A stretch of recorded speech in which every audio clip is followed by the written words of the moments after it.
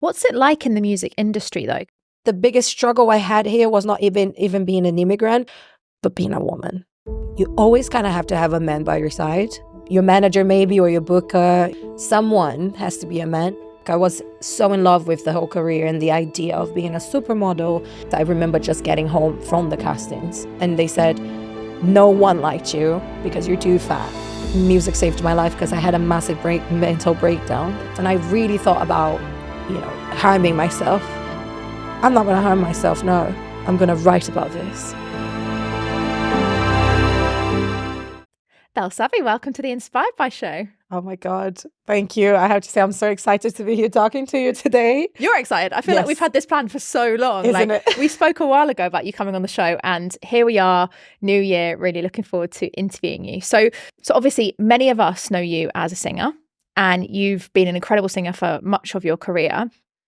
I'm curious for you though, what's got you into singing? Where did that come from? Have you always wanted to be a singer?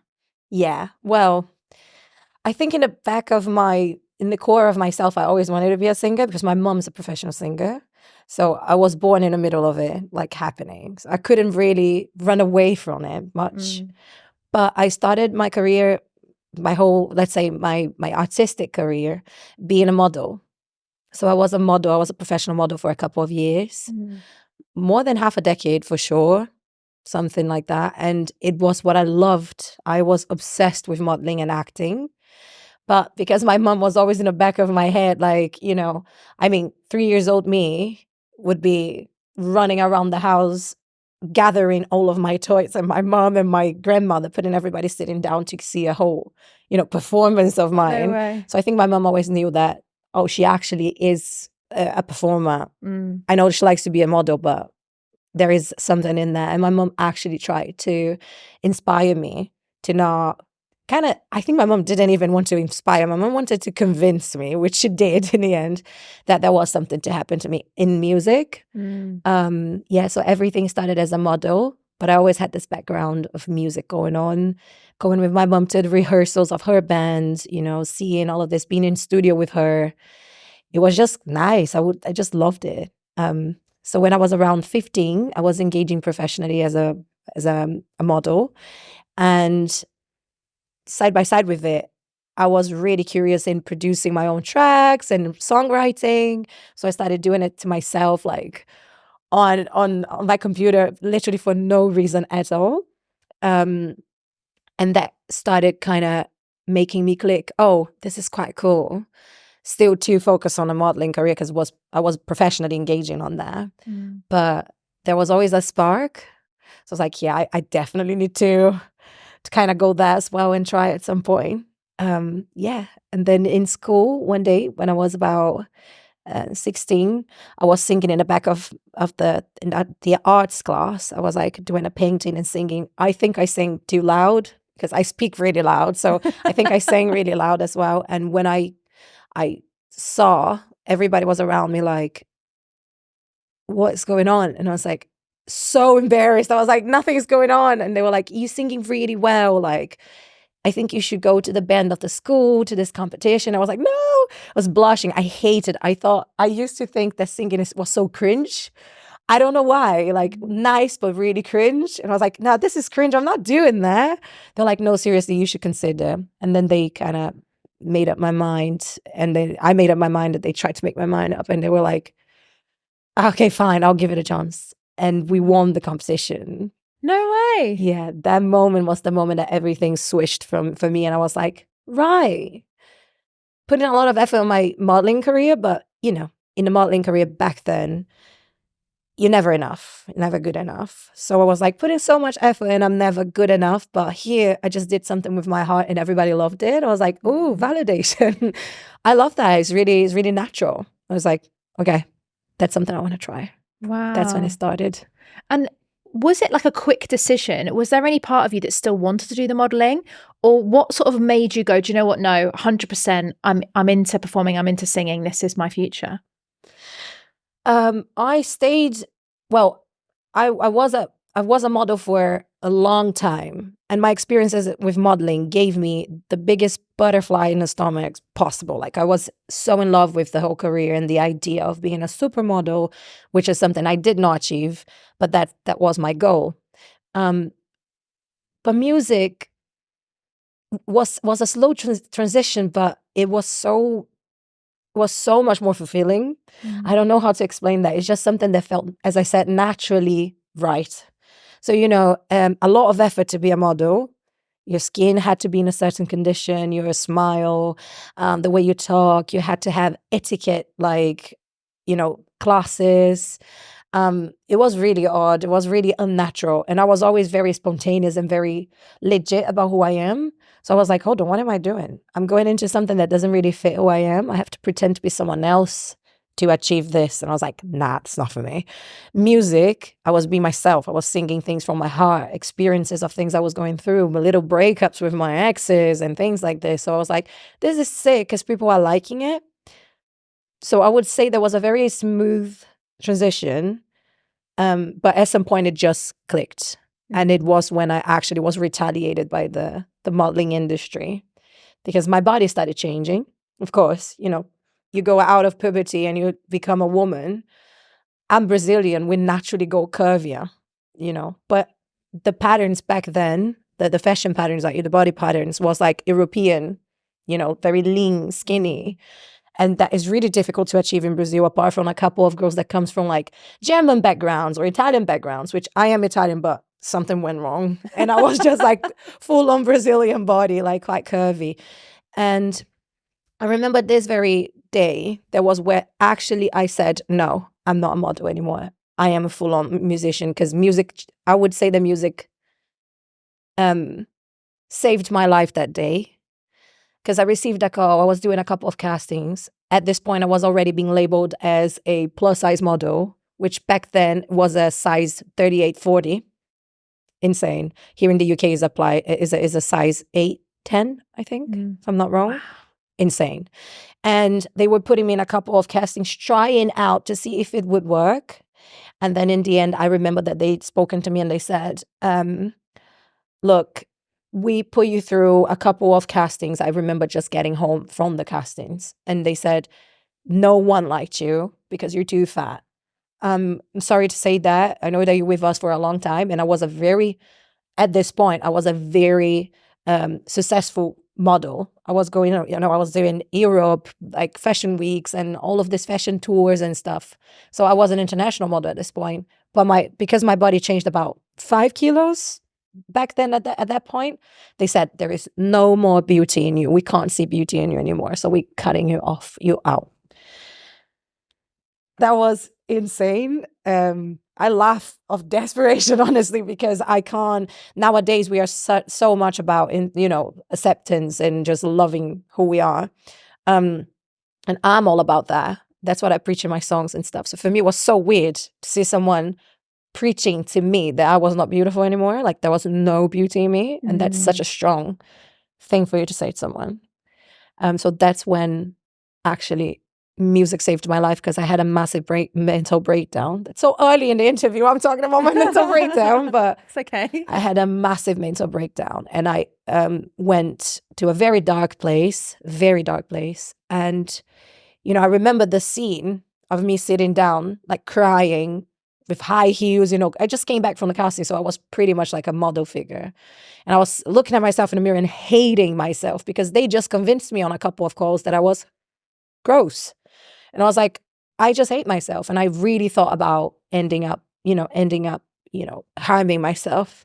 And instead of that, when I saw that situation, because I had like a hysterical moment. I broke the mirror, like that was the way I felt of putting out what I was feeling. I was really young. So that whole situation kind of looked like a music video for me. And I was like, I'm not going to harm myself. No, I'm going to write about this. So I remember just like doing this and sitting down on my computer and starting writing my song, Queen of My Mind, which is my debut single from when I signed here in the UK and started my career as Bellsavvy. Wow.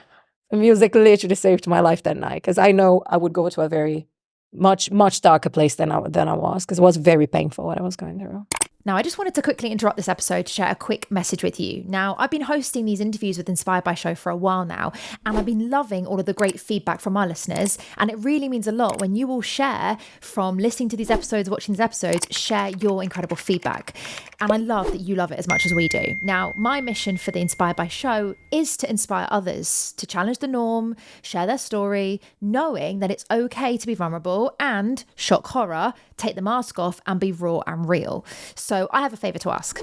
Can you help me on this mission by sharing this episode with someone who you think needs to hear this message?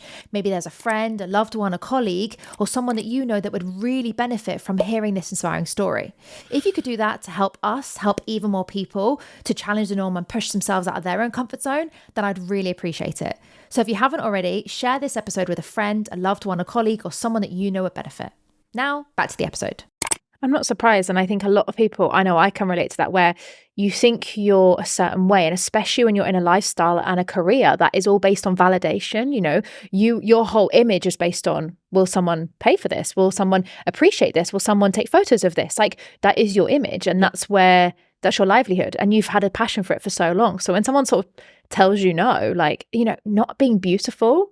It's such a big those thing. words shouldn't even come out of someone's mouth. It's horrible. And how can you say what is beautiful? There is so many ways of being beautiful. Do you know what I mean? I think that it's just horrible that someone feels entitled enough to say to someone else that that person is not beautiful. That's so strong and so wrong. So yeah, I don't know where I got the resilience to just, you know, get through that situation in such an unusual way. I don't know what happened to my brain. Instead of, you know, I think because I have a lot of self-love, I really, really love myself. So I was like, no, come on. Instead of hurting you, I'm going to actually cuddle you. And let's put this through what you have, your strength, which is writing. Oh, let's do it. So I started writing there. And it's very interesting for me to see if you have high, how would you say that in English? Come on. If you have like a high self-esteem and you have self-love in the right way, it saves your life, because then you don't let the wrong people come inside of your life. You don't let people say what you are or you're not. You don't let people, you know, things and people and environments actually suck out of you the essence of who you are. And I think that that's pretty much why I survived that very moment. And actually, I have this inner joke with my friends and my family and to myself. I say that night was the night that I was actually born, because I was just a shadow of myself or something. You know, I was not being myself. I was trying to please others. And it's horrible to give your whole life in somebody else's hands. Like, no. So then I kind of took control back to my life. And it's cute. That's so inspiring. I can really relate actually to the whole giving your life to someone else and thinking you're doing what's right. Because at the time you don't know it's not right until you suddenly try this new life and you're like, wow, how have I been asleep for so long? You know, this is not what I'm meant to do now. Obviously, you were still in Brazil then before you were a musician. So this was in the modeling industry. You made that decision. Tell us what happened between that to then suddenly your debut single in the UK with the song that you wrote going through that dark time. Oh, a lot happened.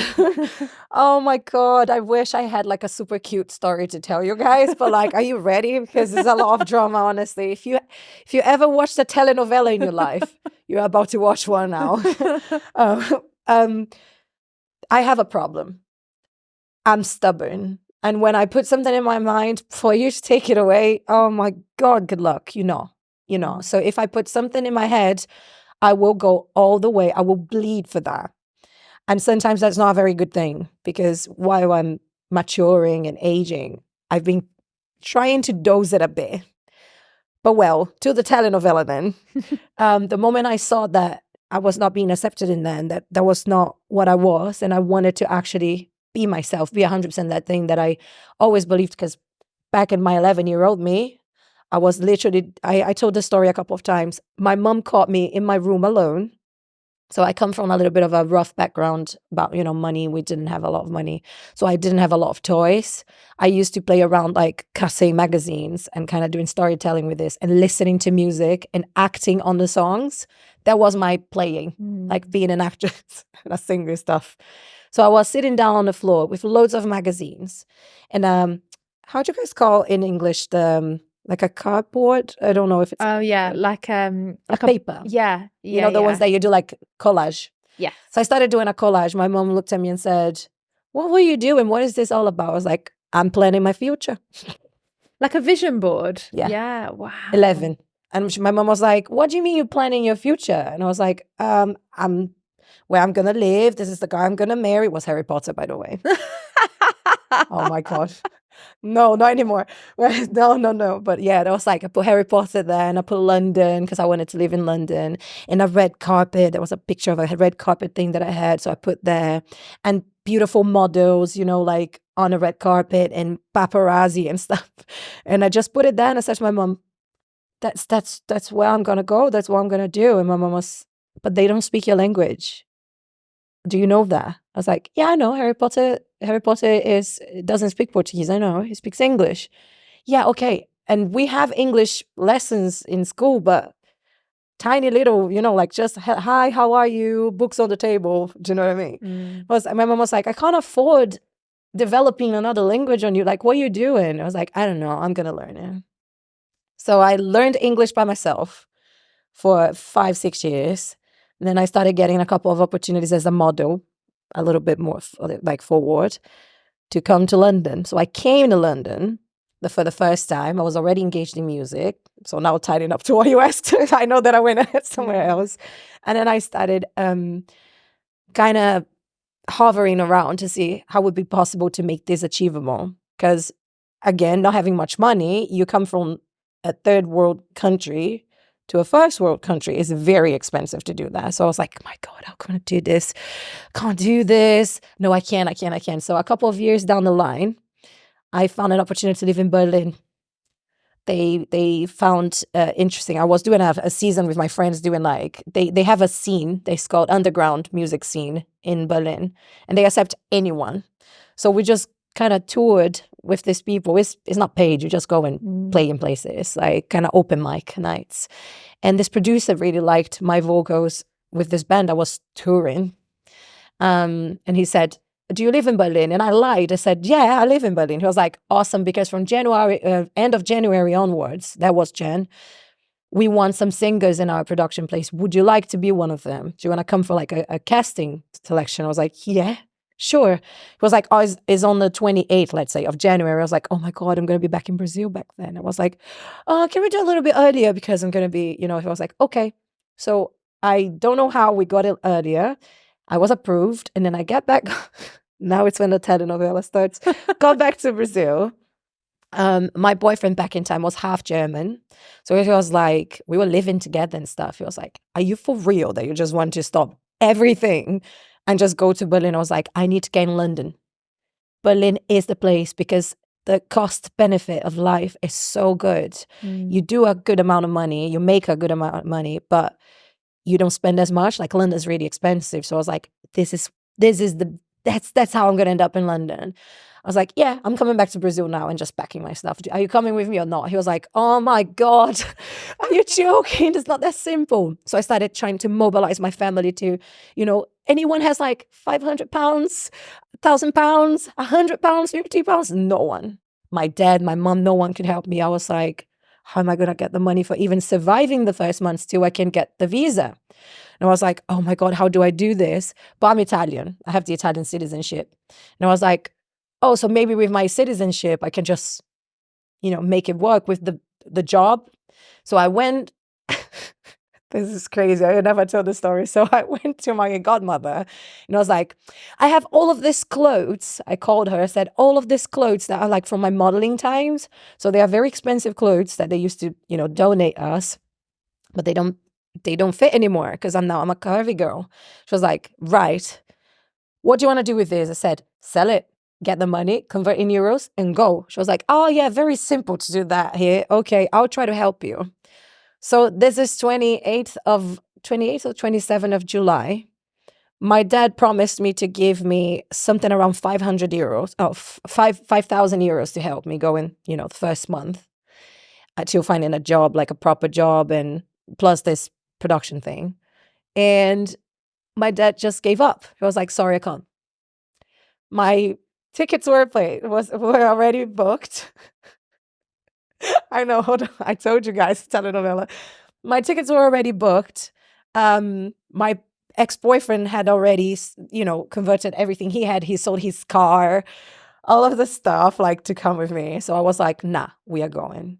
This is literally 2 days before my flight. So one day before my flight, so my flight was like 3:00 p.m. on the 28th of July. So this is like 7 p.m. one day before. I'm finishing in studio. I was recording some stuff. Got the cash from the work that I did.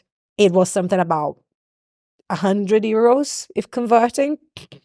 So I was like, okay, what do we do? I was the clothes. I started crying, called my godmother and said, can we please sell off my clothes for your neighbors? Because she's really posh. She has like powerful neighbors. She was like, oh my God, bring me the clothes now. Bring me 2 bottles of champagne and let's do like a night of selling out here in my house. I'm gonna just bring all the madams to do that. And I was like, okay. We did it. We stayed till 2:00 in the morning selling clothes. And that's how I did the 800, euros. No way. That was all the money I had. I crossed the ocean like this. Insane. So you came to Europe because you went to Berlin first. Yeah. You came to Europe, giving up everything, selling everything with just 800 euros. Yeah. That's insane. And I was like, it's fine. I'm Italian, so I have the right to work. So, with this production thing, it's a part-time job. I get another job and it's fine. So it's like, I'm going to be fine. But that's not like this. No. It is not like this. So money started running out. We didn't find a place to live. Things got completely like crazy. But in the end, we sorted out. And once we got our first apartment and he got a job and I got a job, and then everything started working really well. And then my first song as a songwriter went out in Berlin, and we done a music video. They invited me. They said, it's so nice that we want to put you as a feature artist. I was like, you're joking. It was supposed for me to be a ghost, singer. They're like, no, we want you as a feature artist. So that was the first thing I've done. Completely out of what I do. It's like a drum and bass, crazy, like, I don't know, like psychedelic song. Love it, but nothing to do what I do now. And that's when everything kind of started shaping. Wow. After I can't believe that I did the things I did to get here. But that's the beautiful part though, right? Is like, it sounds like you said earlier, like when you're super stubborn and when you have your mind set to something, it takes a lot to change it. Now, I'm not like that, to be honest with you. I wish I was sometimes. I'm not that stubborn. I'm very good at like convincing myself to change my mind if needed. Have you ever had moments where your stubbornness, where you've struggled or you've doubted it, or maybe it hasn't been as strong and easy as you thought it would be? Back at that time, I was a lunatic. Like, honestly, I remember days that we barely had what to eat because we had to literally, because when you get to another country, of course, if you want to do everything right and be legal and do stuff, you have to go through a certain path. And sometimes it's a vicious cycle. You don't get anywhere. It's like you need this paper to get that paper. But with this document, you can't if you don't have that document. But you don't get that document if you don't get that. That takes ages. So while we were going through this, money was running out. And even being European, when you arrive, there is a protocol you have to follow. So this protocol cost us going crazy. So we had to, there was days that we had 1 meal a day. Had to share between us. And because I was with the guy I loved and I was with the purpose of my life and I was believing in it, I didn't care. Wow. So yeah, no, my stubbornness never made me doubt on myself. It's actually insane how driven I am. So I was just like laughing, oh, I just have one pasta but I'm in Europe, yay. So I would go for a run in the middle of the streets, breathing the air, saying, I'm in Europe, I'm one step closer to London, I'm happy. Going through this immense struggle. I had horrible days where I was desperate, where I was like, I don't want to eat the same pasta every day and that's what I have to, I want to have a normal meal and I miss my family and I want my job and I want things to get in a path. But I think it's just when you're confident and you're stubborn, don't forget what's stubborn. I think that it's impossible to kind of cut you from your path. Things will try, but it's really difficult to actually take you away from it. Yeah. Recently, I kind of got I'm a little bit tired because some stuff, you know, got out of my control, and I was like, maybe my stubbornness is not helping me. So yeah, I had a moment, but back then, poof, no. So insane, honestly. Sometimes I can't deal with myself. It's too much. Would you say it's changed since you've been a musician? So obviously, when you mentioned being a model, there were times in that career where you felt like you were looking for external validation, which was part of the role. Being a musician is somewhat similar because growing successfully involves other people loving your music. Yeah. Would you say you've changed in that? And what's been the biggest challenge you've experienced as a musician? I think I changed because before it was about, it's basically before, for you to be recognized by the talent of something you're putting out with so much effort and love and passion, you were depending on somebody else from the same side. Now I depend on people just liking my music. So it's different. You know, it's like, it's completely different of I depend on a manager to happen for these people to see me. That's so untrue. Back then was exactly like this. So I depend on the scouter, on the booker, you know, on the client kind of person that would go to the modeling agency and think that I am the right fit for that brand, for, you know, for my face to be out there. With my music, it's just, I put my heart out and I believe that it's going to connect to people and people are going to feel embraced by that story and connected and wow, this, I actually, you know, I sympathize with this. I don't know, it's a little bit of me there. I can connect to it. So it's much more beautiful. It's natural, you know? Yeah. So so much better. Music is so much better. What's it like in the music industry though? Because I've heard, you know, horror stories of like women in the music industry and what it's like trying to stand out. How has it been for you, especially not being from the UK? I have never had any, for example, xenophobic experience, thanks God. Like I have to say, I'm absolutely obsessed with your country. Like I love your culture, I love you people. Don't love the men that much. No, I'm joking. I love you people. That's just a joke. I'll always speak about it later. But yeah, I love here. It's like in another life, maybe I was English, I don't know. But for me, the biggest struggle I had here was not even being an immigrant, because I never felt that, but being a woman. Definitely being a woman. You always kind of have to have a man by your side. You know, your manager maybe, or your booker, you know, like your booking agent. Someone has to be a man. I feel that difference still. You work with a lot of men as well. So if you don't know how to kind of position yourself, they can take things in a weird way. Like, or sometimes they don't validate what you have to say, or they can go flirty and then you have to cut them off. That happens a lot and it's so unpleasant because I'm very professional and I have a little bit of this like masculine energy in me where, you know, I'm not flirtatious at all. Like when I'm in the work environment, I'm working and I will not flirt to people just to make them fall in love. Like I believe in my talent and I think that my talent is enough for you to fall in love or not with my art.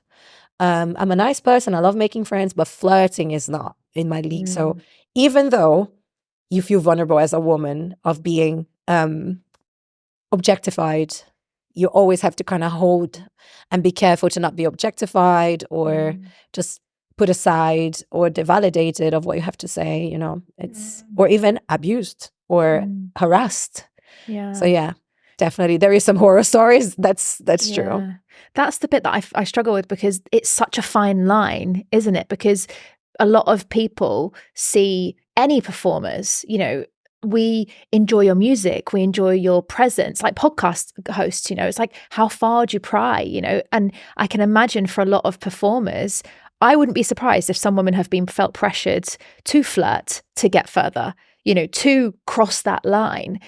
How have you found that as your experience? You know, you mentioned there about being harassed, being abused. What's that been like from your experience as someone that isn't from here? In the UK, I didn't have that. The abuse I didn't have in the UK, like in work, I didn't. People are very courteous with me. Like, I don't know if it's from my posture, so they don't cross that line. But the harassment, definitely. I had a couple of situations of, you know, thinking that someone is giving me an opportunity to produce something, and then there is always oh, shall we grab a drink after? And I'm like, honestly, try something new. Do you know what I mean? That's so bad. Why you don't know how to just keep things different? Like, I know that there is people who is going to blame women and say, oh, because nowadays women are this, women are that, but we're individuals. I'm not you, you're not me. I think it's so complicated to generalize. I know we'd make jokes and say like, oh my God, all guys are like this or all women like that. But joking is one thing and actually acting on something is another. And it's vile. It's really vile. The problem is that because there is some people who actually put themselves in that situation of going there and flirting to have an opportunity or objectifying themselves to call more attention. Artists like me that don't do that struggle. Do you know what I mean? There is a struggle there because then, why you're not exposing your body? Like if you go on my Instagram now, you're barely going to see my body being exposed. You'll see sensuality. That's nice. I like being sensual. I'm Latina. There is a fire in that. I love that. I want to explore it even more, to be fair. I think it's nice. Sensuality is beautiful. We have the feminine power, and that's so beautiful. But there is such a thin line between the sensuality and going to the sexuality and the ultra sexuality and the OnlyFans thing. And then because of all of that, women that feel comfortable in being in the way I am, for example, not exposing so much, we struggle to be heard and seen and maybe even respected. Yeah. I can really imagine, and obviously not as a musician, but as a speaker, I had very similar experiences where not as many women speaking on stages. And so a lot of women would maybe have cleavage out, and I'm not against any of that, like if that makes them feel happy, but I've never, ever done that. Not because I don't want to, I just don't feel like I need to, and I love that some women do, but I agree with you that we have to be careful that we're not setting up a trend. So for example, those that don't have a disadvantage. Yeah, and I think we are already in a trend. I know few girls that are not on OF or doing anything in the same kind of scale. A lot of normal girls, like girls that are not even in the entertainment, girls that are accountants or students, they are all literally exposing their bodies on social media like there is no tomorrow. Like it's crazy. It's crazy. And I feel quite sad to see this because I think the moment that you put yourself like that in this kind of like objectified position, it's difficult for you to be heard by your ideas because unfortunately we are in a society that still is extremely misogynistic. Is that how you say? Yeah.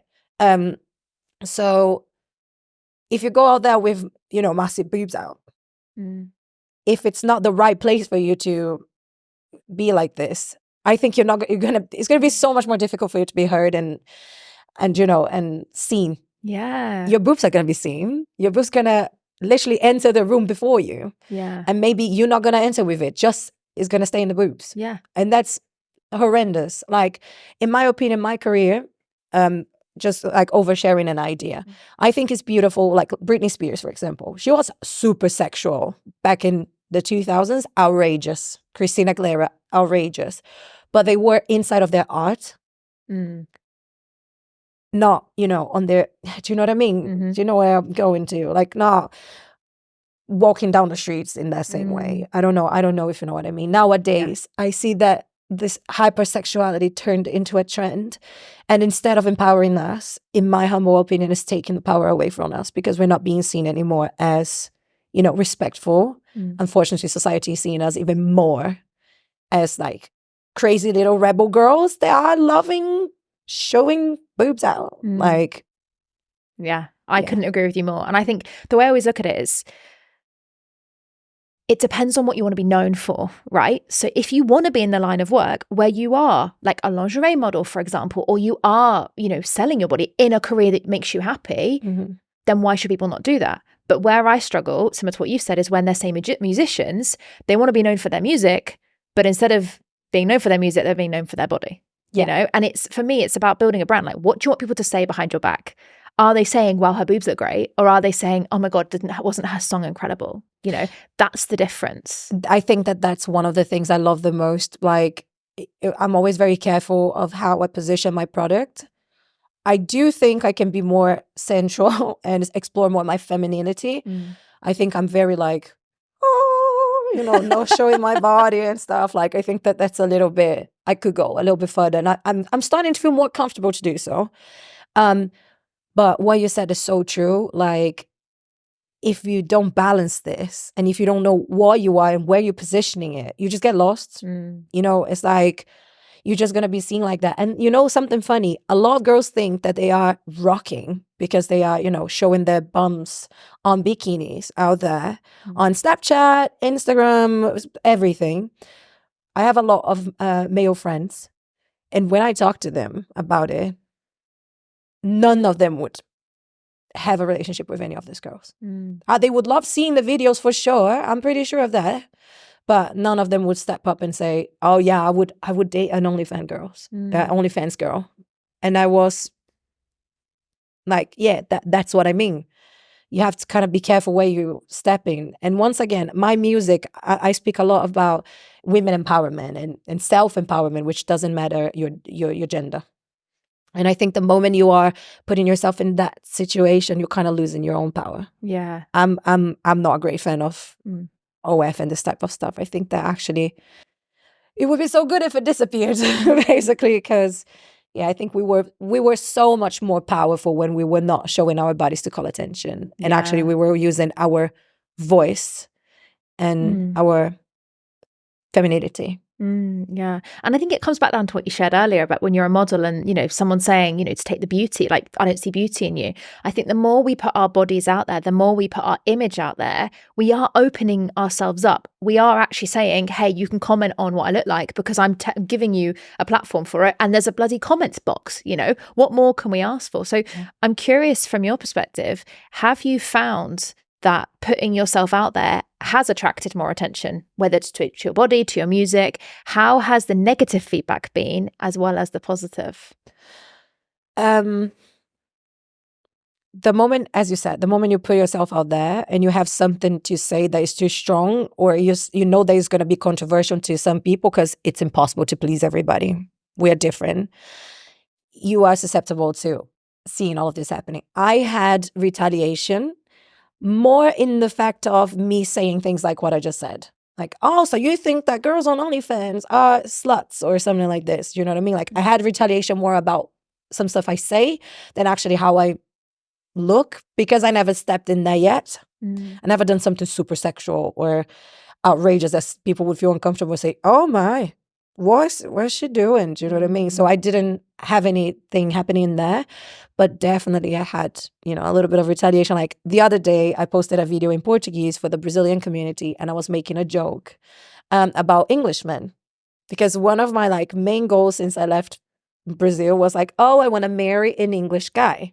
Obsessed because of Harry Potter probably, and Colin Firth and Hugh Grant being absolutely incredible. So I was like, I want an Englishman. And then I came here and I didn't find that specific type of Englishman that, you know, Hollywood kind of bring to us. It's a lie. It's different. You guys are different.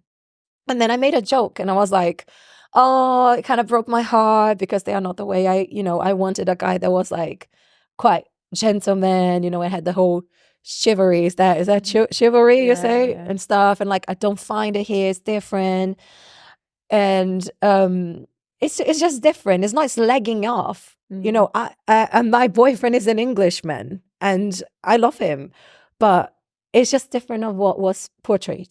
And I had a lot of retaliation because people didn't understand that first it was a joke. And there was a lot of people, it was not English people who retaliated, by the way. It was actually foreigners. It was people who was Portuguese native speakers. And there was a lot of retaliation being like, oh, probably you just met guys like this because that's what you deserve because of, do you know what I mean? And I was like, I just made a joke. I didn't even actually said anything bad. So it's really complicated. Retaliation is there for you and it's natural that you're going to have. I think it's up to you to know how to deal with it. I thought it was funny. Because in the opposite hand, I had a lot of girls saying, yes, I came to the UK, didn't find my prince too. Oh, I left Brazil thinking that they would be so gentlemen and so obsessed with, all this love story. And they are not. They are about lads and going to the pub, and stuff like this. And so it's kind of funny, it's just funny. It's cute. If I'm in your culture, I have to learn about your culture. And it's a cute process. It's nice. For me, it's nice. It gives me a little thrill to be part of it. So fuck the retaliation. I don't really care, to be fair. It's part of it. Yeah. I have a friend of mine, David Lee Brent, incredible person, producer, that he always said, if you're not being hated, you're not being famous. Not famous enough. So I kind of felt happy to be hated a little bit, a little bit, because I don't want to be hated. I want to inspire people and connect. But it was nice to see that I was bringing something controversial enough to poke people a little bit. Yeah. Just a little bit, though. Just a little bit. Yeah, exactly. And it's true, though, because people talk about who they love and hate. There's a fine line, as we all know. One of the things that I experienced, and I'm sort of curious to see from someone who's in a different performing arts to me, if you've had the same thing, because we are quite similar in character, like both very fiery, both very out there, both very determined, both very opinionated, as we've joked about off camera. One of the things I experienced when I started going into the speaking world was that the more confident I got, some men, some women, but mainly men or masculine energy, they were trying to bring me down. So the more I would get strong, the stronger the people were trying to bring me down. And I mean, I've had it where, I'm not sure if I've ever mentioned it on the podcast before, but I remember coming off stage once and I had a queue of people coming for me to sign the copies of my book and come and take photos with me. It was really, really amazing. And one guy actually came over and said, congratulations, and then slapped my ass. What? In front of the whole audience, right? You there that did this to her. You're so lucky she's not Brazilian. Oh my God, if it was me, you will see. Oh my God, I don't even know what would happen. Yeah. Well, the professionalism I had to have, and in shock, to be honest. But the reason I'm saying that is because I think what I've reflected, it was a few years ago and I've learned a lot. And I think everything we experience is a lesson for a future story or way of inspiring people. But what I was curious to see is, have you ever experienced it where, because you are so, and that might be part of your Brazilian, your Latina, or it might just be your confidence. Have you ever had it that because you're so confident, you attract people that are almost trying to bring you down and trying to control you or keep that down? I love this question. Honestly, I have to say, I'm such a big fan of this woman. It's so good the way that she does that. Right. Can I do in two parts? So basically, I think that is in two different ways. Let's put in a social aspect. No, I actually think I kind of terrorize men a bit. No, you see a lot of looks. People don't get to talk to me. My friends say that I just make them scared. I don't know why. I'm friendly, but I think that's because I'm quite confident. And I'm just, as I told you, I'm not flirtatious. I'm not the type of girl that you're going to be sitting somewhere with a boyfriend or without a boyfriend. I'm not going to be sitting somewhere and doing... Do you know what I mean? No. I'm in myself, for myself, with myself. So it's I'm minding my business, basically. So I think that doesn't attract the wrong guys. You know. Another thing I think about this is your own energy. Your own energy. So there is this thing I saw on the internet the other day. A guy was saying that he knew two very beautiful girls from university when, they were in school together. They went out together. And one of the girls, equally beautiful, equally stunning, was hit on by all this kind of weird guys, very, very, scummy guys. The other one, equally beautiful, that didn't have one single person approaching her in the same night. And he was wondering why, but he knew why. The background of these girls were, the girl that was being hit on by all this trashy men was a girl that was not really healed. She was not in her own thing. She was having trouble. She was having problems. She was not fulfilled with herself. She was needing validation. And so she was very beautiful and confident, but she was still having some broken pieces, whether the other girl that no one was hitting on was 100% fulfilled and happy with herself. And she was in the moment, the best moment of her life. So I think that is pretty much what you attract a little bit, not always, of course, but it's pretty much what you are giving out. You give us something and people kind of get it. This is in a social spectrum, I would say. In relationships, it's different. a lot of my partners were controllers, and definitely had a little problem with me being escalating quite fast. Yeah, that. So you see how it's different. I think that out there, no, I don't attract the weird situations to me. Well, sometimes, because there is some people that are completely bonkers. But and in relationships, yeah. Another thing I saw on the internet, loved it. I love seeing these videos of psychological stuff and just psychology in general. And this guy was saying that the biggest victims. Thank you. My English just broke, guys, in front of the camera. The biggest victims for narcissists are women that are successful, empowered, communicative, strong. They like that.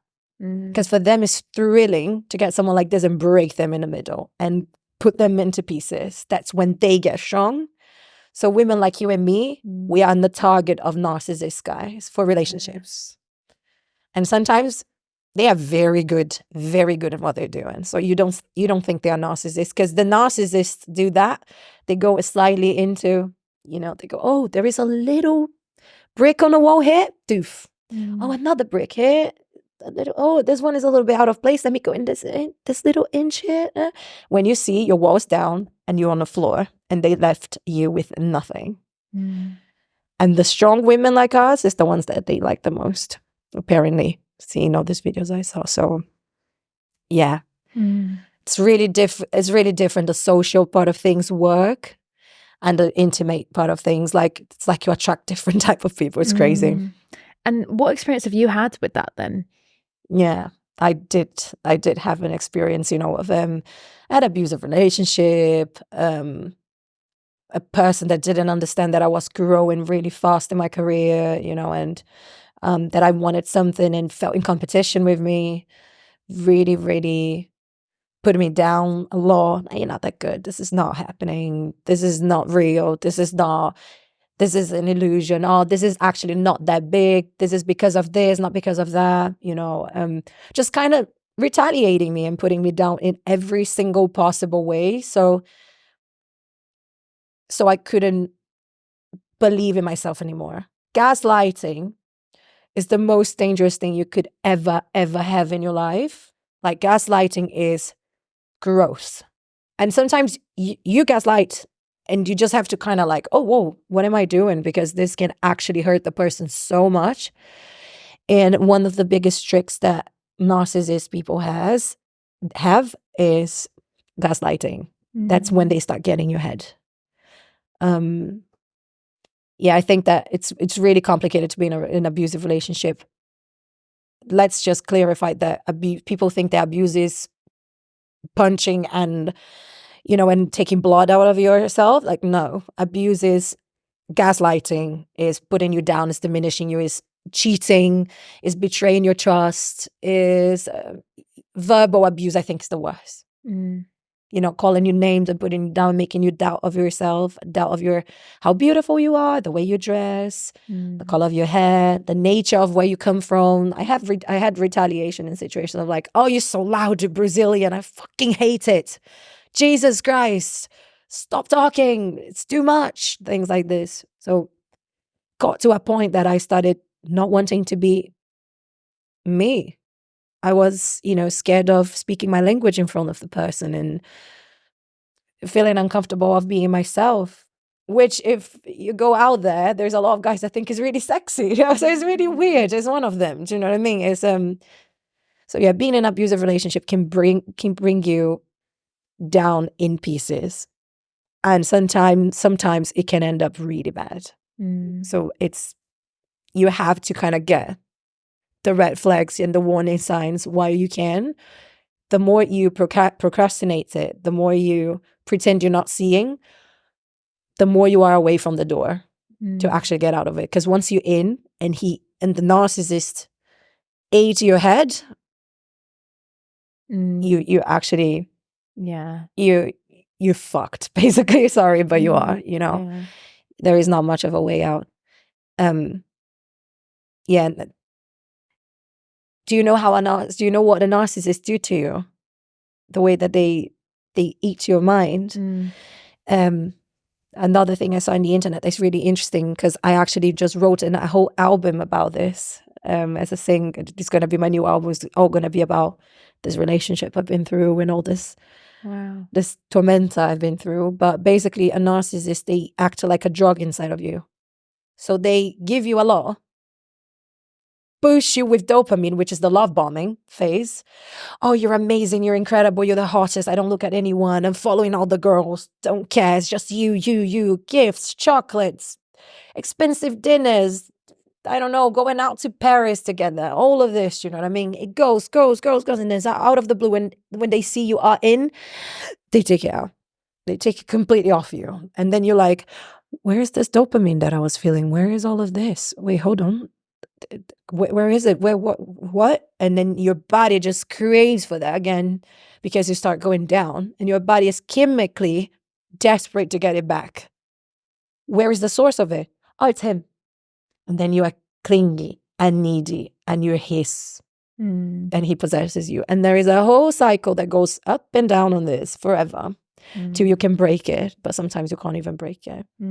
That's why I'm writing the album I am writing. I'm finishing now. We are in the last 2 songs, because I'm going to tell the whole trajectory so I can make more people aware in a light way, because it's a very heavy subject to talk about. So I will bring my art to kind of try to show people how to get out of this whole situation of going in the relationship with a narcissist and then getting out of it to a point that you can be standing on your feet again and being capable of being in another relationship, you know, happy, healthy, and doing other stuff. So wow, that's so inspiring. Thank you so much, first of all, feeling open enough to bring it here, because I know that's I know it's not always talking about it. Wow. I know it's not always easy to bring such personal things, but I think it's so beautiful that you're using that into your music now to help other people. I think I've never personally experienced a narcissistic romantic relationship, but I have experienced multiple narcissistic professional relationships. Wow. Where it's the same thing, you don't really look for it. And I think the hardest part of being around narcissists is that a lot of the time you don't know that you're being love bombed. You don't know that you're being like going through gaslighting. You don't know any of that. And what I experienced is that, similar to you mentioned before, you know, that person's telling you you're not good enough, but then everybody outside of that relationship, whatever type of relationship, is telling you how great you are. So you're like, you get all this strength back outside of the room and you're like, actually, I am great. I am strong. And then you go with that energy into the narcissistic person and then they're like, no, you're not. Smack bang down again. And it's kind of that constant seesaw of, oh, it's horrible. Am I great? Am I not great? Am I great? Am I not great? And what mood are they going to be in? Well, what reaction am I going to get? And it can become such a whirlwind for people like us, like you said, very strong, independent people attract them more. And so you kind of almost feel so uncertain because we're strong and independent. We know how to fix things. We know how to do things. We're independent. Oh, and so they want to take it away from us. Exactly. They need to put us in an invalid position. It's like, why is she so incredible? Why she can do so many things? Why is she so outspoken and so fierce and so no. Bitch, you're not. Do you know what I mean? Let me get it out of you because I'm gonna feel the thrill of my life putting you laying on the floor. Do you know what I mean? That's how they feel. I feel sorry for them. I'm not saying this to look good on camera. I feel sorry for them because narcissists, they actually come from such a background of trauma and devalidation and rejection that they just become this thing where they create a fantasy that they are the center of everything that is out there existent.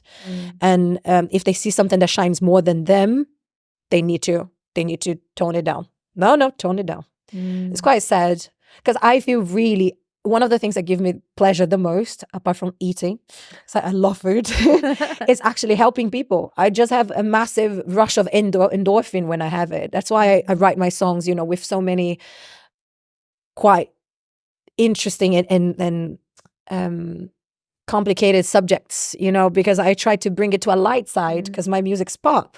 So instead of talking about put your bottles up and let's twerk, which I have a lot of other amazing artists already doing, I'll leave it to them.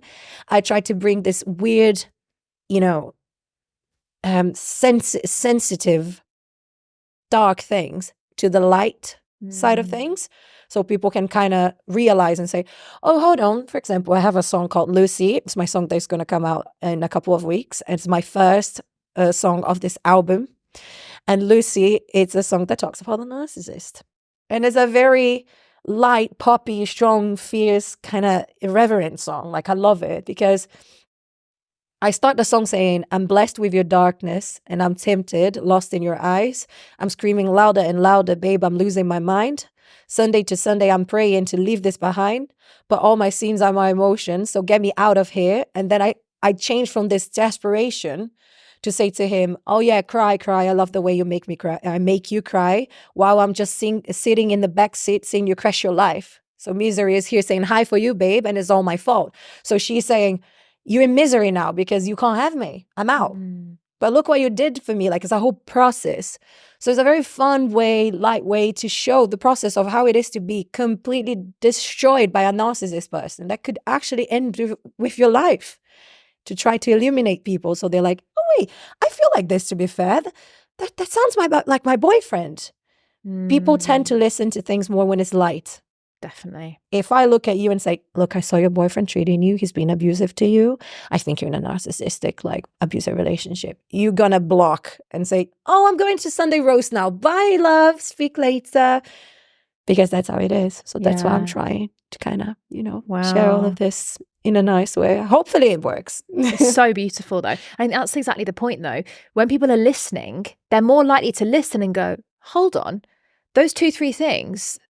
And they might even be singing them because they'll be listening to the song and then they'll be like, actually, I have that, you know. That's my boyfriend. That's my girlfriend. Girls, let's make it very clear. Any relationship, Doesn't matter gender. Yeah. There's a lot of girls that do the same with boys. Yeah. I know stories. So, yeah, exactly. And I think that's the beautiful thing that you're going to open up people's eyes to. I'm scared. Really? Yeah. Opening up about this is scary.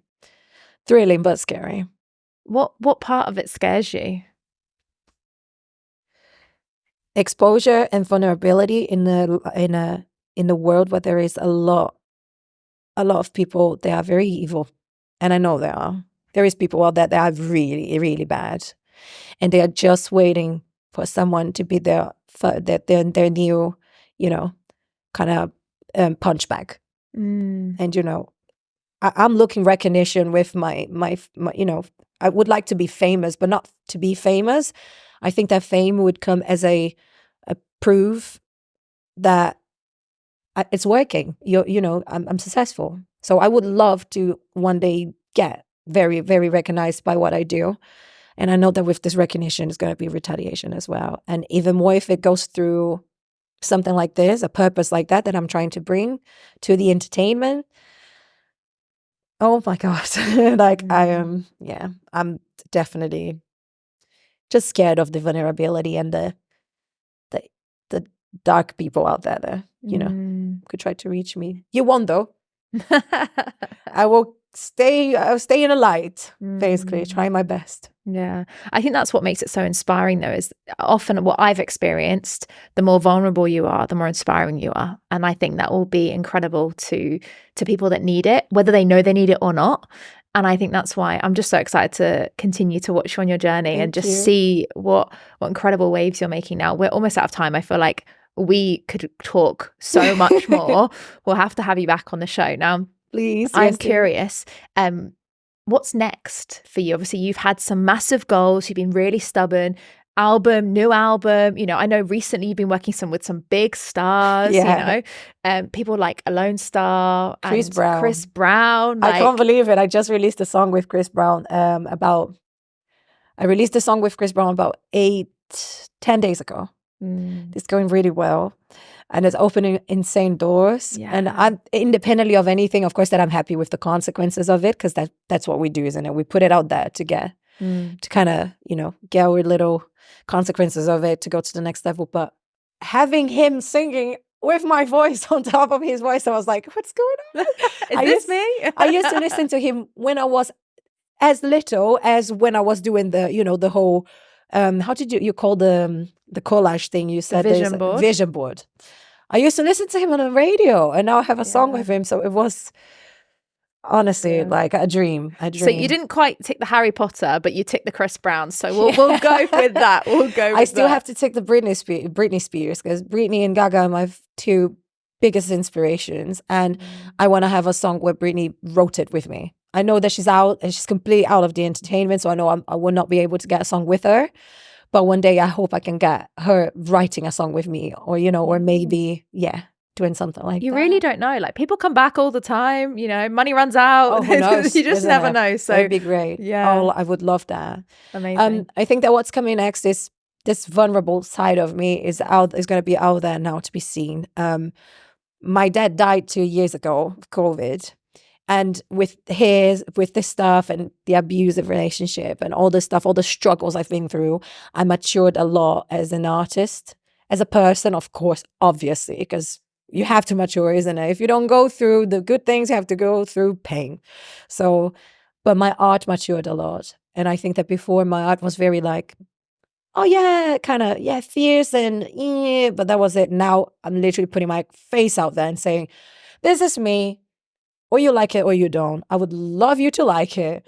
Come with me in the journey, or just don't. And I'm going to be sharing all of this, and I'm excited because they are different chapters. So it goes through a lot of different Bellsavvys, a lot of different me's. The pain of losing my dad and then having to create strength to come out of that. I don't know how, and put this in my career, in my music. And, my biggest therapist is my music, as I always say. And I think that me and her, the music, is a girl, by the way. We are doing an excellent job with our therapy, because I think I feel prepared to now share with others, to try to help others. If I can't help someone, Jesus, that's so entitled, but I want to try to inspire and just make the world a better place if possible. Well, you've inspired us so much today. Thank you so much. I'm so grateful to have you on the show. Now, final question, which we ask all our guests. Who do you know who has an inspiring story that you think we should have on the show next? Oh, wow. Hold on. I have a friend of mine. Her name is Suellen Carey. She's a transgender woman here in the UK, immigrant.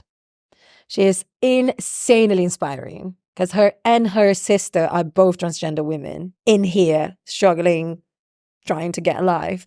And they are amazing social media influencers. They are very, very good content creators. They have a good relevance, like 200,000 followers and stuff. They are viral with the Brazilian community. But I don't know if she speaks English enough to be speaking everything in an interview. But she is so inspiring. Oh my God, she would be a lovely one for you.